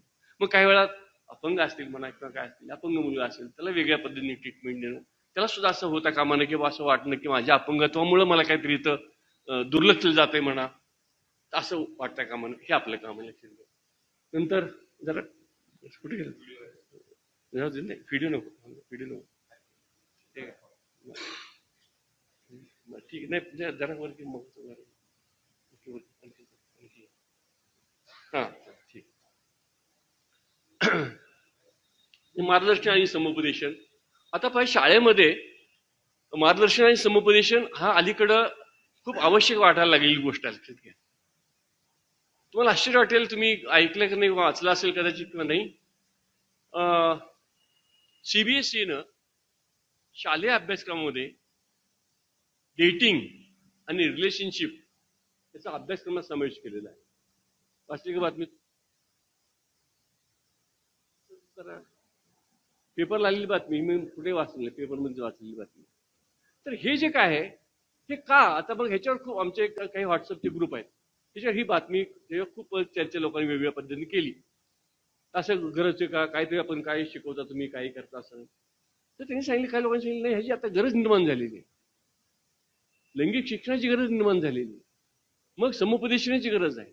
आपण काय करतो म्हणजे, सगळं असं चाललंय असं समजून चालतो, मला कळलं असं म्हणजे वेगळ्या प्रकारचं समुपदेशन असतं, लक्षात घ्या. म्हणजे त्यांच्या आरोग्याबद्दल असू शकेल, त्याच्या अभ्यासल्या प्रगतीबद्दलच असू शकेल, त्याच्या घरच्या अडचणीबद्दलच असू शकेल, हे अत्यंत आवश्यक असतं. मी तुम्हाला सांगतो, माझ्याकडे येणारी मुलं तसं काही बीएडला आलेली मुलं तर ग्रॅज्युएट असतात, म्हणजे होती पूर्वी, तरी सुद्धा मला अजून आठवते, दरवर्षी साधारण 1 ते 2 मुलं अशी असायची की त्या मुलांचे खूप मोठे सिरियस प्रॉब्लेम व्हायचे आणि आम्हाला ते सगळं निस्तरावं लागायचे, म्हणजे हे समुपदेश करावं लागायचं. मग मी विचार करायला लागलो, जर हे परिपक्व झालेली मुलं जी बीएडला आलेली आहेत यांना जर गरज असेल तर ह्याचा विचार सुद्धा करत नाही आपण शाळेमध्ये किंवा कॉलेजमध्ये. आता एखादा मुलगा पहा, उदाहरण सांगतो मला, मी शाळेतला मुलगा आहे, आता 11वी-12वीच्या वयात तर फारच गरज जास्त, की त्या मुलाला त्या मुलीबद्दल आकर्षण वाटतंय, त्याला प्रामाणिकपणे असं वाटतंय, त्याच वेळेला हे चूक आहे. त्याला हेही लक्षात येतंय की असं वाटणं चूक आहे, हेही वाटतंय, पण आकर्षणही वाटतंय. आणि अशा त्या गोंधळलेल्या त्या अवस्थेत तो आहे. आणि त्यामुळे त्याचं लक्ष कशाकडेच नाही, त्याचं लक्ष कशाकडेच नाहीये तुमच्या अध्यापनाकडे. मग अध्ययन होणारच नाही त्याचं. त्याला त्या फेजमधून बाहेर काढला पाहिजे, त्याला शोधलं पाहिजे. असा मुलगा एकलकोंडा म्हणतो, बाजूला राहतो, त्याला बोलून घेतलं पाहिजे, त्याला शोधलं पाहिजे, काय समस्या ते बघितली पाहिजे. काय त्याच्या घरचे काही समस्या असतील, घरात आई वडिलांचे भांडणं असतात, काय वेळेला त्या तानात तो मुलगा घरी येत असतो, शाळेत येत असतो, तुम्ही त्याला रागवता, गृहपाठ कसं काय केलं नाही तू, सगळ्यांनी केलं, तुला कसं काय करत नाही, तू काहीच सांगत नाही, लक्ष समजून घेतलं पाहिजे त्याला. तर यासाठी वेगळ्या कारणानं आपल्याला हे समुपदेशन करणं अत्यंत आवश्यक आहे. मग ते कुठलाही विषय असू देत, काय असू देत. म्हणजे शाळामध्ये तंत्रज्ञान, आता मी सांगत नाही तुम्हाला, तुम्ही तुमच्यावर थोडासा मी नाराज आहे सेकंडरी टीचरवर आणि ज्युनियर कॉलेज लोकांच्यावर, की प्राथमिक शिक्षकांनी जेवढं काम केलं तंत्रज्ञानामध्ये तेवढं माध्यमिक वाल्यांनी केलं नाही. आणि कॉलेजमध्ये आम्ही काहीच केलं नाही, ते सांगतो. तुम्ही थोडं काय केलं असेल काय तुमच्यापैकी हौशी लोकांनी, पण कॉलेजवाल्यांनी काय केलं, प्राथमिक मध्ये खूप काम केलं. आता आपलं तंत्रज्ञान हा आता आपल्या आयुष्याचा भाग आहे, लक्षात घ्या. आता चालतच नाही तुम्हाला. मला असं लोक म्हणतात, सर आता काय आमच्याकडे वय राहिलं का, काय तंत्रज्ञान किती वय झालं, 50. आता 50 झाली सर, आता काय टेक्नॉलॉजी शिकायची गोष्ट आहे का, तर काय शिकायला पोरं शिकतील, लहानपणी तुला काय शिकायला, हे चुकीचं आहे, लक्षात घ्या. आणि आता ह्या कळवाटच नाही तुम्हाला. हो, तुम्ही सगळ्यात हे करावंच लागतं. मला फोन पे यावं लागतं, बँकेतले व्यवहार, पोस्टाचे व्यवहार सगळे तुम्हाला तुमचं न्यावं लागतात. तसंच आता शाळेमध्ये अभ्यासक्रम असेल, तुमच्या माहितीचे काही वेगळ्या माहिती भरावं लागतं. सगळं नवीन म्हणजे ते गुगल फॉर्म येतात कशाचे, पण ते सगळे भरून द्यायला माहिती, हे सगळं तुम्हाला यायचं पाहिजे. म्हणजे पॉलिसी पासून टीचिंग लर्निंग असेल, विद्यार्थी डिप्लॉईड असतील, या सगळ्या साईड तंत्रज्ञान वापर करतात. चला नेक्स्ट पुढे जरा लवकर ठीक आहे. तर लवकर आपण जाऊया. आता शालेय शिक्षण व्यापक उद्दिष्टामध्ये तर्कशुद्ध विचार आणि स्वतंत्र विचार हे एक फार महत्वाची गोष्ट, लक्षात घ्या. नवीन शैक्षणिक धोरणातलं किंवा ह्या राष्ट्रीय शैक्षणिक धोरणामधला मी तर नेहमी असं मानतोय, काय क्रक असेल सगळ्यात, तर ह्या गोष्टी क्रक आहेत. पहा, लॉजिकल थिंकिंग मुलाचं डेव्हलप करायचंय, स्वतंत्र जो काही विचारसरणी त्याची निर्माण करायची आहे. आता हे लॉजिकल थिंकिंग डेव्हलप करायचं या ठिकाणी, असं मगाशी मी त्या वर्गात सांगत होतो, की मला आता अशी मुलं तयार करायची, लक्षात घ्या, की त्यांनी विचार करणारी मुलं पाहिजेत. माझं ऐकणारी मुलं नकोत मला. तुम्ही म्हणाल ते लगेच ऐकतो. मी नेहमी हे उदाहरण सांगत असतो, मगाशी त्या वर्गात सांगितलं तुम्हाला, की युरोप खंड आणि भारत, जर तुम्ही ह्याचं पुस्तक वाचलं शशी थरूरचं, तुमच्या असं लक्षात येईल की ज्याला प्रबोधन काळ म्हणतो आपण किंवा रिनायन्स पिरियड म्हणतो युरोपातला 15-16 शतकातला, त्याच्या अगोदर जर पाहिलं तर भारत हा इतर जगाच्या इतर राष्ट्रांच्या तुलनेनं आपलं जीडीपी सर्वात जास्त होतं. आपण विकसित होतो आणि ते मागासलेले होते तशा दृष्टीने, पण ते पुढे प्रगत झालेलं, आपण मागास राहिलो. त्याचं एकच कारण, एका माणसाने एक प्रश्न विचारला. तो प्रश्न कोणता होता माहिती आहे का? कशावरून? कुणी विचारला? रॉजर बेकनने विचारला. कुणाला विचारला? कुणालाही विचारला. कुणालाही म्हणजे कसं, पूर्वी काय व्हायचं तिथं तिकडे सुद्धा अमुक एक गोष्ट का अरिस्टॉटलने सांगितली, ही गोष्ट अरिस्टॉटलने सांगितली, ही गोष्ट का खरी, हे प्लेटोने सांगितली, ही का खरी, हे तुमच्या बायबलमध्ये आहे. कशावरून? तुम्हाला कशावरून म्हणजे मला माहित नाही कोण अरिस्टॉटल, कोण सॉक्रेटिस, मला माहित नाही, मला पटवून द्या हे खरं कशावरून. ह्या एका प्रश्नानंच प्रबोधन काळ निर्माण झाला. म्हणजे प्रत्येक गोष्टीला कारण आहे आणि माझ्या बुद्धीला पटल्याशिवाय मी ते स्वीकारणार नाही, ही जी विचारसरणी ही तिथे विकसित झाली, जी आमच्याकडे झाली, ती आता आम्हाला ते विकसित करायची. मुलाला चिकित्सक विचार करायला लावायचा, तर कशी विचार करायला लावायचा, लॉजिकल थिंकिंग डेव्हलप करायचं. मुलाचं केवळ शिक्षण शिकवलं. मला आठवते की आम्ही शाळेत विद्यार्थी होतो, मग आमच्या बाई म्हणल्या बा ते रशियात आम्हाला त्याला दाखवलं त्यांनी. रशियामध्ये त्या काळात एक सोव्हिएत त्याचा अंक यायचा, त्या म्हशी धुऱ्याची कशी मशीन, आता आपल्याकडे पण आल्या त्या अशी मशीन असते का, त्या म्हशी ज्या असतात ना अशी वळीन सोडतात आणि सगळ्या बाजूने पाण्याने फोर्सनं त्या म्हशी धुतल्या जातात. आणि आम्हाला म्हणल्या आम्ही तेव्हा खेड्यात विद्यार्थी म्हणले बघा किती तंत्रज्ञान पुढे, म्हणजे कशा म्हशी धुतात, किती स्वच्छ होतात त्यांच्याकडच्या म्हशी वगैरे. मी म्हणलं आम्ही ह्याच्यापेक्षा जास्त स्वच्छ करतो, दगडाने घासतो म्हणलं म्हशीना. म्हणजे ते काय, तर ते काय होतं माहितीये का, लक्षात आलं का तुमच्या, तर बहिणी राग आलाय, म्हणजे नॅचरल आहे, कारण अशी पद्धतच नाही ना कोणी मुलांनी काय बोलायची वगैरे करायचं. हे सांगायला पाहिजे, लक्षात घ्या. मुलांनी मुलाला धाडस व्हायला पाहिजे आपल्याला विचारायचं. मी काहीही माहिती सांगितली तरी मला मुलांनी विचारलं पाहिजे हे कशावर आहे. तर हा जो भाग आहे अशा अर्थानं तर भारताच्या लोकशाही कार्यात सहभागी होण्यासाठी त्याला आणि योग देण्यास सक्षम बनवणं. मध्ये मी अशी बातमी वाचली, मला माहित नाही खरी का खोटी, तर एक 15-20 दिवसापूर्वी, एक महिन्यापूर्वीची बातमी असेल पेपरला, जी मुलं आता 18 वर्ष पूर्ण ज्यांची झालेली आहेत आणि जी मतदार होण्याला योग्य झालेली आहेत अशी, त्यापैकी फक्त 56% लोकांनीच मतदार नोंदणी केलेली आहे. म्हणजे कल्पना करा किती म्हणजे दुर्लक्ष या गोष्टीकडं. लोकशाहीमध्ये आपण साधं मत देण्यास सुद्धा आपण अधिकार घ्यायला तयार नाही. पुणे मुंबईसारख्या ठिकाणी मतदान म्हणले की जर शनिवार रविवार आलं तर मग 2-3 दिवस सुट्टीच, चालले सगळे फिरायला. आणि आपण ह्याचं कौतुक, यंदा खूप मतदान झालं, किती 62% मतदान झालं, खूप झालं. अरे जर तुमच्याकडे, जर तुम्ही म्हणत असाल की आमच्याकडे आता साक्षरता 80% गेली, आमची 80% जर तुमची साक्षरता गेली असेल आणि मतदान जर तुमचं 62% होत असेल तर कुठं चुकतंय ना. बरं नेमकं होतंय कसं, जिथं साक्षरता कमी तिथं मतदान जास्त आहे, ग्रामीण भागात मतदान जास्त आहे आणि शिकलेल्या लोकांमध्ये मतदान कमी आहे.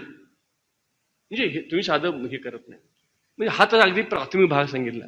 एवढंच नाही, तुम्ही आम्ही सुद्धा लक्ष द्या काय करतो, हा तर अगदी किरकोळ भाग आहे. पण लोकशाही राष्ट्रामध्ये आपण जेव्हा जगतो ना, तर आपण 2 पातळीवर जीवन जगतो.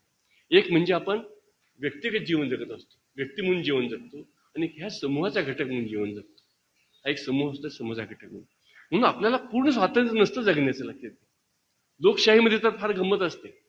लोकशाहीमध्ये तर तुम्हाला फार स्वातंत्र्यच नसतं, कुठल्या तरी गटातच सामील व्हायचं स्वातंत्र्य असतं.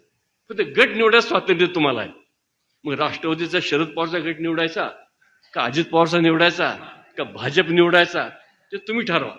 पण मी बाबा कशातच काय नसतो, हा वेड आहे.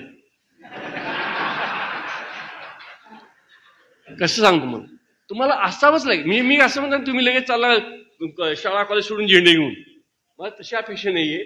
माझी अपेक्षा अशी आहे, तुम्हाला ही विचारसरणी माहीत पाहिजे.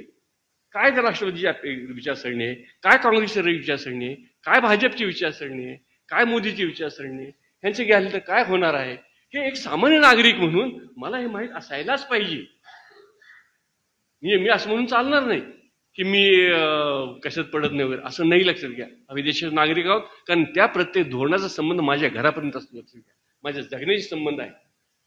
आणि म्हणून मी जागरूक असलं पाहिजे, असं जागरूक मला निर्माण करायचं.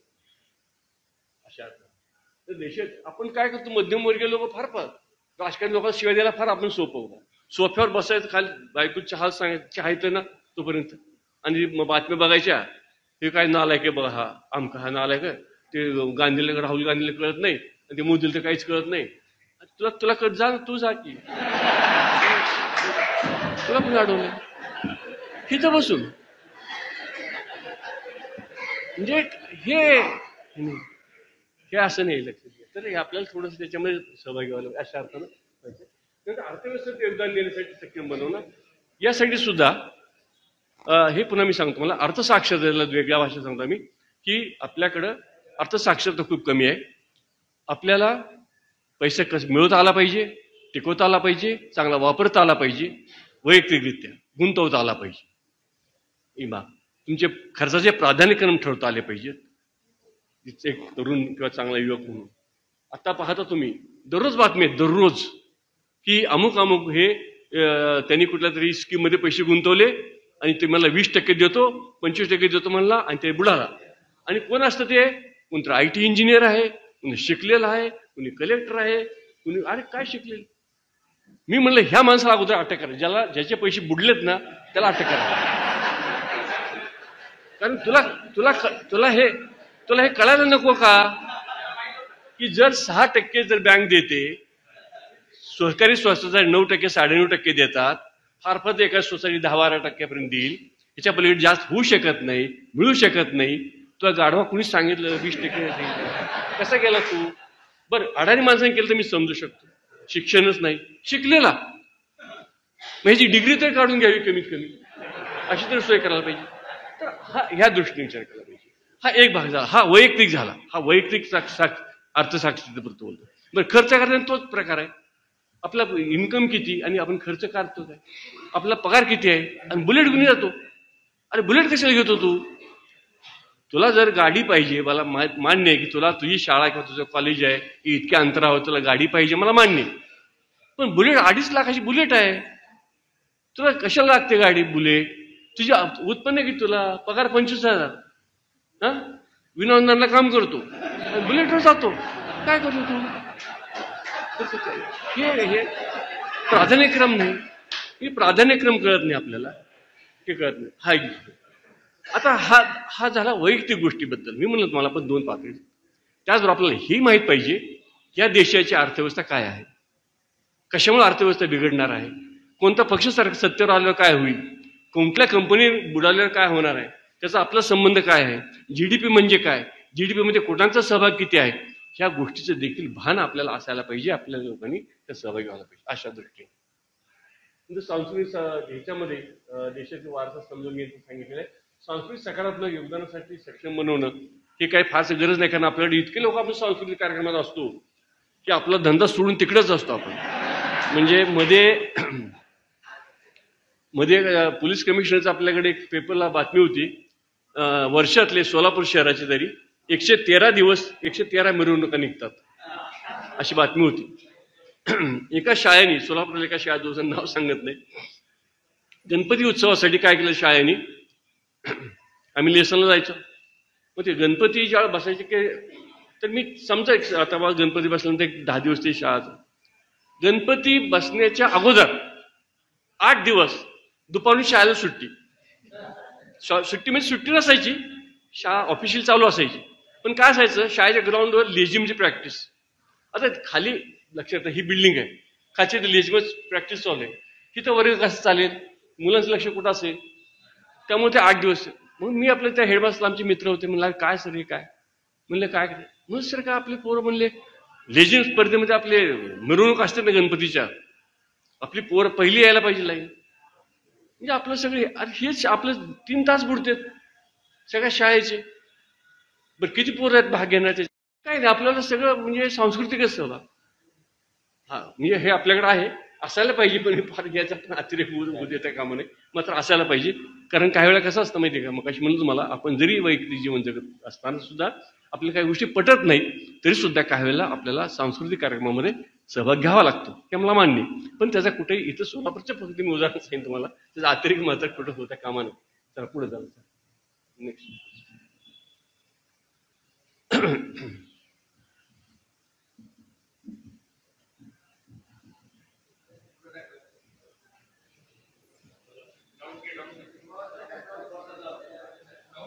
चला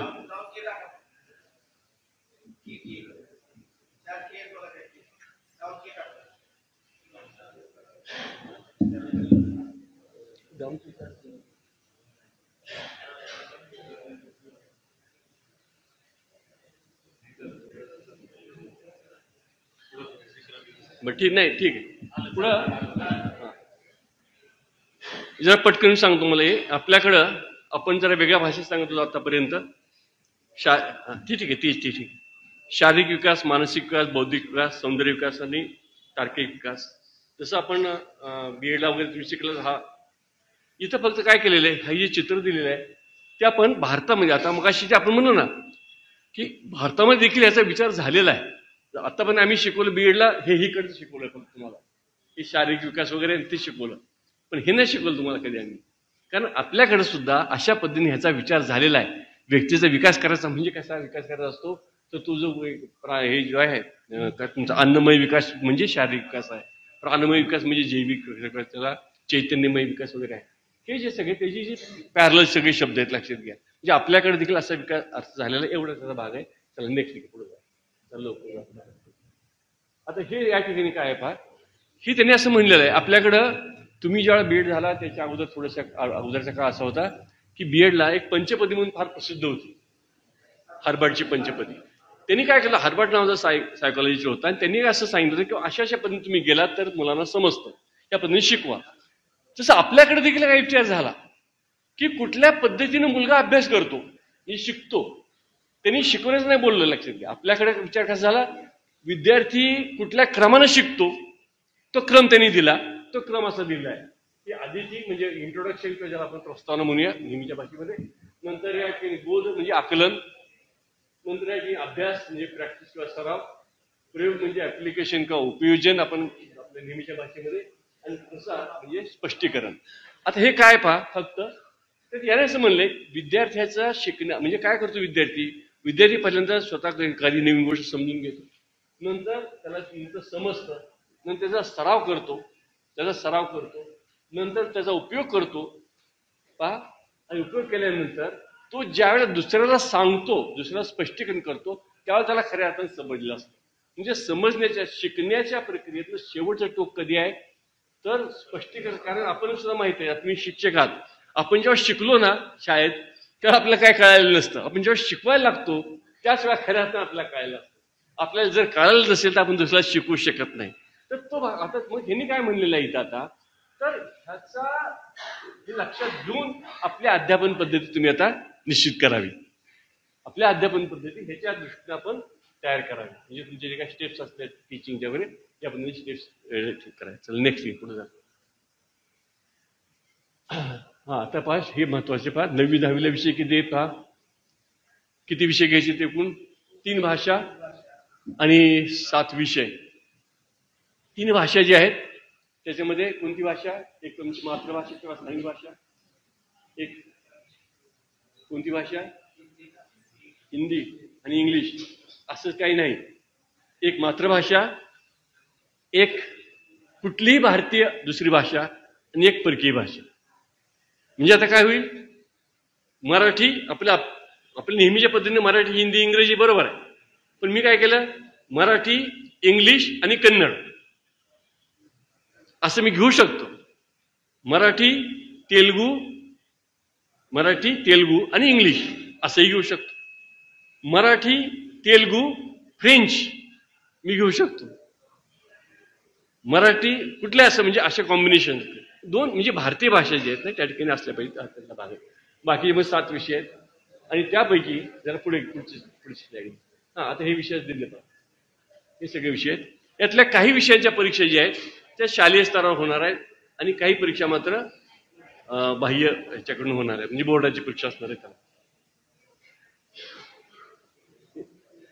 हे स्लाइड जाऊ दे. 11वी 12वी घ्या पुढे घे, काही करत नाही. हा एक मिनिट जरा खाली घे. 11वी 12वी पहा इथे काय केले पहा. 11वी 12वीला 2 भाषा आहे फक्त.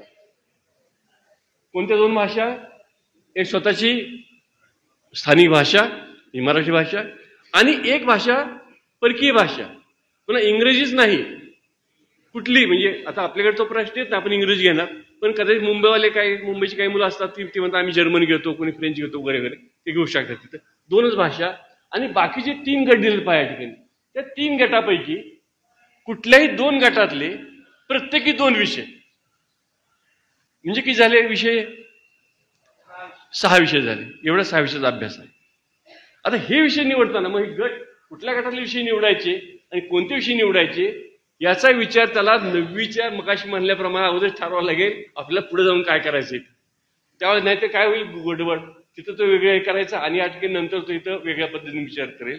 तर त्यांनी तिथंच ठरवायचं असं. पुढं नेक्स्ट घ्या पुढं. व्यावसायिक शिक्षणाबाबतीत फक्त सांगतो मला मी, आपण कार्यानुभव नावाचा विषय आणला होता कोठारी कमिशननी, परंतु त्यावेळेस त्याचे उद्दिष्ट काय होते माहिती तुम्हाला. एक होतं कौशल्याची ओळख आणि श्रमप्रतिष्ठा, ही 2 उद्दिष्ट फक्त होती. पण आपण तो विषय वेगळ्या पद्धतीने हाताळला आणि सगळं त्याचं खरोखर फार चुकीच्या पद्धतीने वाटोळ केलं खरोखर. आता पुन्हा तो विषय आलेला आहे. म्हणजे काय केलं माहितीये, मी शिकवला कार्यानुभव विषय, maintenance repairs of electrical gadget विषय शिकवला. खूप विषय मी इव्हन बीएडला पण शिकवला विषय, म्हणजे प्रॅक्टिकल शिकवलेले आणि खूप चांगला विषय होता. आपण झालं कसं माहितीये का की शाळेमध्ये काय तुला काय तास बसत नाही ना दे कारण अशा पद्धतीने सगळ्यांनी असं बघितलं.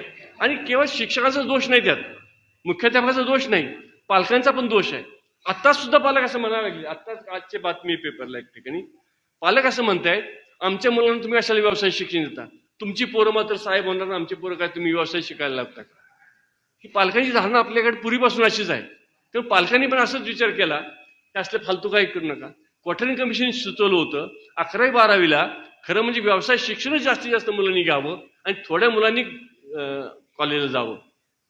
पण कुणाला असं वाटत नव्हतं की आपण व्यवसाय शिकावा. का तर माझा पोरगा काय सुतार होणार का, माझा काय कुंभार होणार का, किंवा इलेक्ट्रिशियन होणार काय, माझा पोरगा साहेबच व्हायला पाहिजे आणि तो शेक्सपियरच वाचलं पाहिजे त्यांनी असं ते. आता काय झालं पहा, एक मिनिट जरा राहू दे एक मिनिट. आता या व्यवसायामध्ये व्यवसाय शिक्षणामध्ये त्यांनी काय उद्दिष्टात भर घातली पहा, ते तर घेतलंच नाही. कौशल्य शिकवायचे आहेत, व्यवसाय त्या शिकवायचा आहे आणि त्या व्यवसायाला त्याला इथपर्यंत तयार करायचं 10वी-12वी पर्यंत जेव्हा जाईल त्यावेळेला की त्याला खरं स्थानिक एखादा व्यवसाय जर उपलब्ध असेल तर त्याला तो व्यवसाय करता यावा इथपर्यंत त्याची तयारी व्हावी एवढी अपेक्षा ठेवली. हा एक भाग. दुसरा महत्वाचा भाग आणखी काय ठेवला लक्षात घ्या. दुसरा महत्वाचा भाग असा आहे की त्या व्यवसायाबद्दल त्याला अत्यंत अभिमान वाटला पाहिजे असं आपल्याला करायचं. म्हणजे कुठलं पहा, माझे वडील सुतार आहेत समजा. आता कसं होतं माहितीये का, मला असं वाटतं माझ्या वडिलाचा व्यवसाय काही बरोबर नाही. मला असं वाटतं शेक्सपियर वाचल्याशिवाय मी काही शहाणाच होत नाही. सुताराचा व्यवसाय, न्हाव्याचा व्यवसाय, कुंभाराचा व्यवसाय, हे जे स्थानिक व्यवसाय आहेत त्याबद्दल त्याला रिस्पेक्ट वाटला पाहिजे. त्यांनी तो व्यवसायच करावा असं काही नाही. सुताराच्या मुलांनी सुतारीच करावी, कुंभारच्या मुलांनी कुंभार करावं असं काही माझं म्हणणं नाही. पण त्याला न्यूनगंड तरी वाटता कामा नाही माझ्या वडिलाचा व्यवसाय म्हणजे वाईट व्यवसाय म्हणून. अभिमानच वाटला पाहिजे, नाही हा व्यवसाय सुद्धा चांगला, हा व्यवसाय सुद्धा चांगला. तुला त्याला आवडत असेल तो दुसरा करेल तो. पण आता जी घृणा वाटते ना ती घृणा वाटता कामा नाही. त्यातला नेक्स्ट घ्या पुढे जात. ठीक आहे, तर हे पर्यावरण वगैरे अंतरिक्ष विद्याशाखीय विषय ते सगळं पर्यावरण आहे, सगळं तुम्हाला माहिती आहे, पुढे फार सांगत नाही. मग अशी मी तुम्हाला सांगितलंय सहाय्यभूत प्रणाली सांगितले. पुढे चला स्वायत्त आणि फक्त एकच ह्याच्याबद्दल बोलतो मी. शिक्षकांच्या बाबतीत लक्षात घ्या, यामध्ये शिक्षकांच्याकडनं अपेक्षा अशी आहे की शिक्षकाला स्वायत्ता मिळणं आवश्यक आहे. त्यांनी जबाबदारीने पण वागलं पाहिजे, स्वायत्त असलं पाहिजे. आणि स्वायत्त आता काय झालं पहा, का म्हणतो मी स्वायत्तता. आपल्याकडे कसं होतं माहितीये का की आता अलीकडे कशी तूम निघालेली आहे की वर्गामध्ये CCTV लावायची, मास्तर काय शिकवतो बघायची. ही चुकीची कल्पना लक्षात घ्या.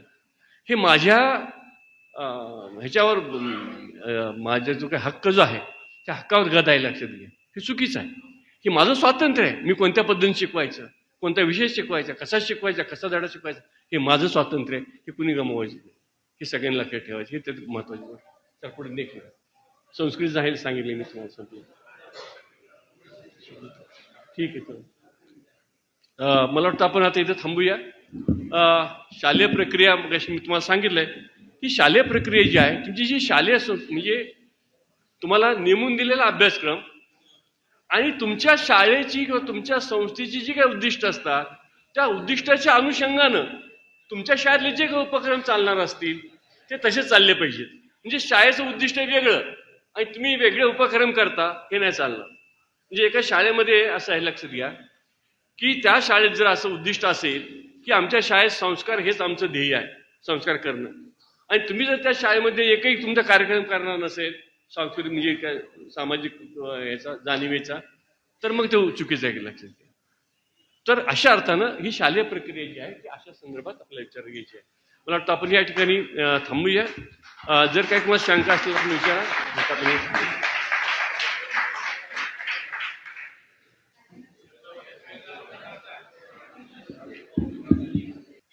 या शेवटच्या सत्रात डॉक्टर हना जगताप सरांनी आपल्याला जे मार्गदर्शन केलं, खरं तर तिकडच्या लोकांची खूप मागणी होती, पण तोच विषय इथं झाला नसल्या कारणानं प्रत्यक्ष सर स्वतःहून सांगितले की इकडं आपल्याला हा विषय द्यायचा आहे. तर सर वेळात वेळ काढून आले आणि निवृत्तीनंतर सुद्धा एक उत्साही माणूस कसा असावा याविषयी मी काल बोललो. सर तुमचं चिंतन आम्ही सगळ्यांना पाठवतोय अगदी मुख्याध्यापक संघाच्या ग्रुपवर पाठवतो, भाषेच्या ग्रुपवर पाठवतो आणि सगळ्यांकडेच पाठवतो. आणि टेक्नोसॅव्ही कसं असावं आणि याही वयामध्ये तीच ऊर्जा, तीच तडफ. तर सर आले आणि आपणा सर्वांना, बरेच इथं बसलेले आहेत त्यांचे विद्यार्थी आहेत, मी सुद्धा त्यांचा विद्यार्थी, पण थेट नाही, पण सरांनी सांगितल्यानंतरच मी सोशल बीएड कॉलेजला गेलो, कारण तिथेही विद्यापीठातले रँकर्स होते. असा हा सगळा समूह आहे. सरांचं महाराष्ट्रात तर नाव आहेच आहे, पण इतर आमच्या भाषेच्या साहित्यिकांबरोबर देखील त्यांचा लळा खूप आहे. अगदी इंद्रजित भालेराव सरांबरोबर मी जेव्हा त्यांच्याशी गप्पा मारत होतो, पण वेगवेगळे विषय वेगळ्या अंगाने कसे येतात हे सरांच्या सहवासातून आम्हाला समजले. आणि सर, आपण बहुमूल्य असं मार्गदर्शन केलं. या कुलाच्या वतीनं मी आपले मनपूर्वक आभारी आहे. यानंतर सगळ्यांसाठी चहा आहे, चहा घ्यायचा आहे आणि आमचा कार्यक्रम आहे. गणेश शिंदे यांचं व्याख्यान आहे, तर ते व्याख्यान घरी जाऊन आवरून पटकन या, कारण जागा मिळण्याची शक्यता खूपच कमी आहे. मनपूर्वक धन्यवाद. एक मिनिट.